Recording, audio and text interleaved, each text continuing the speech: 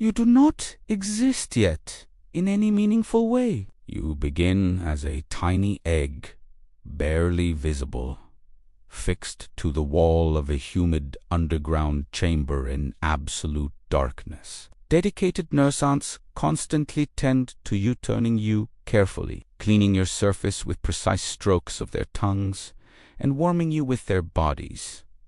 You register nothing, no hunger, no awareness, no instincts yet awakened. Soon you'll hatch into a soft, legless larva, little more than a translucent white sac with one insatiable mouth. The nurses feed you a steady stream of nutrient-rich liquid regurgitated from their own bodies. You grow rapidly, blind and helpless, existing only to consume. When the time comes, you spin a cocoon and enter another phase of darkness. Days later, the pupal case splits.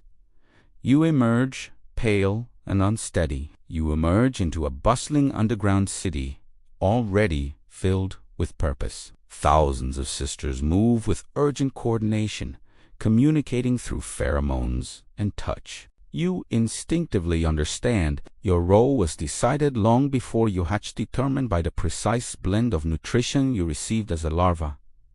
Now you must begin. As a young worker, the nest is your entire universe. Sunlight is a concept you have not yet encountered and do not miss. Your world consists of the brood chambers. Your life revolves around caring for the next generation. You transport eggs to the warmest, most stable areas, constantly leaking them to prevent fungal growth. Hungry larvae rear up and beg. You respond by offering food from the internal storage pouch in your abdomen. You gently turn pupae, removing their shed skins.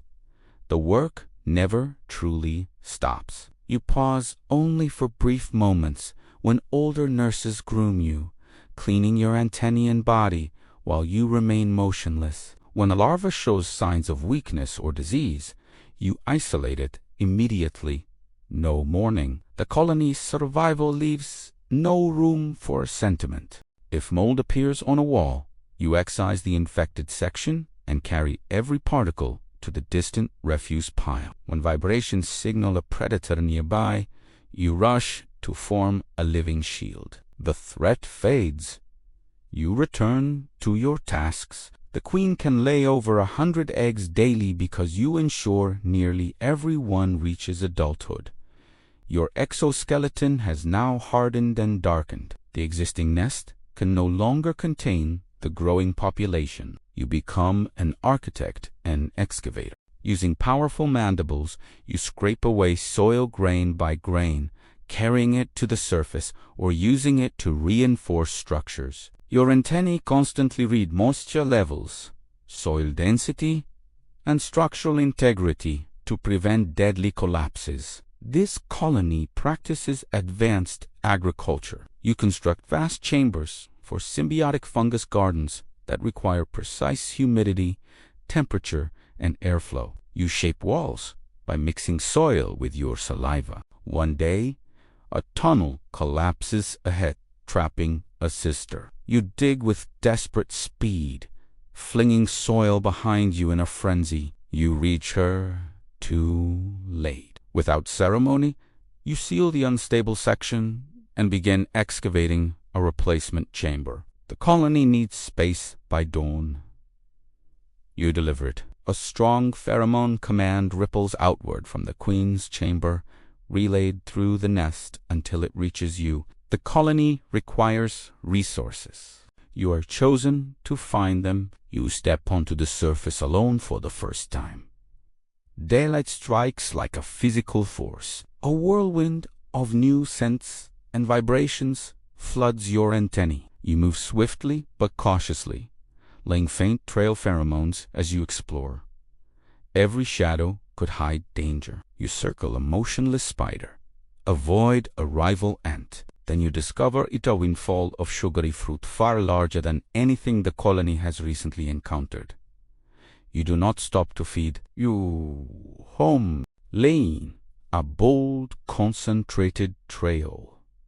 that screams opportunity. Within minutes, a living river of sisters follows your path. The colony will feast tonight because you took the risk. You now march in disciplined columns across the dangerous open world, through leaf litter that towers like fallen logs on overcracked earth that feels like a desert. You locate food sources, slice through tough plant material, and hoist loads heavier than your own body. You carry them back without complaint. A spider ambushes the ant directly ahead of you, snatching her away.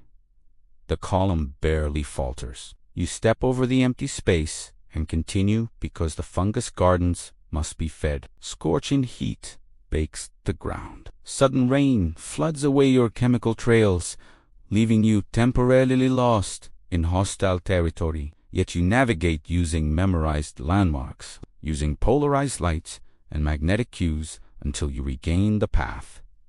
One load delivered. You turn around immediately for the next. This is your existence endless cycles of effort. When your body finally fails, a younger forager will seamlessly replace you, and the living supply line will march on. You were never destined for nursing or foraging. From the larval stage, a richer diet shaped your body larger size, massively powerful mandibles, and a reinforced exoskeleton. Your purpose is protection. You escort foraging columns, constantly scanning for threats. When a predator strikes, you shogi in driving it away so the column can continue. Later, an alarm surges through the nest. Rival ants attacking an entrance. You rush to the front line with your sisters. The battle becomes a chaotic melee of slashing jaws, sprayed acid, and interlocking bodies. You hold the tunnel because everything precious lies behind Eutha brood, the nurses, the queen who has sustained the colony. Some sisters fall. You register the loss, but do not stop. The colony endures. You are one of the few males in a society of tens of thousands. You have never worked. Nurses fed you, workers protected you, foragers sustained you. Your body is winged and built for a single brief purpose. The colony tolerates you until the moment you are needed. Then the mating signal arrives, a profound colony-wide cue that feels like an opening. You launch into the sky. The opener is vast and disorienting after a life underground. You join swarms of males and virgin queens from many colonies. You find a queen marching flight and deliver your genetic contribution. Within hours your life ends. You fall to the grass alone. The colony received what it required from you and continues without pause. Raised in the most protected chamber, fed royal gelée and cared for like the future itself. You have grown larger and more capable than any worker. The mating signal reaches you, you emerge and fly. In the air you mate with multiple males, storing their sperm in a specialized organ. Many of your sister queens do not survive the flight taken by birds, lost or exhausted. You return to Earth, bite off your own wings in a permanent commitment, and dig your first solitary chamber. Alone, in darkness, you lay your initial eggs, completely isolated for the first time. You sustain your first larvae by metabolizing your own wing muscles and body reserves. You starve yourself willingly so they may live. When the first tiny workers emerge, they immediately begin expanding the nest and caring for new brood. Your singular duty becomes constant egg-laying. The colony slowly comes to life around you. Deep within a now vast empire of tunnels, fungus, gardens, and chambers, you reign.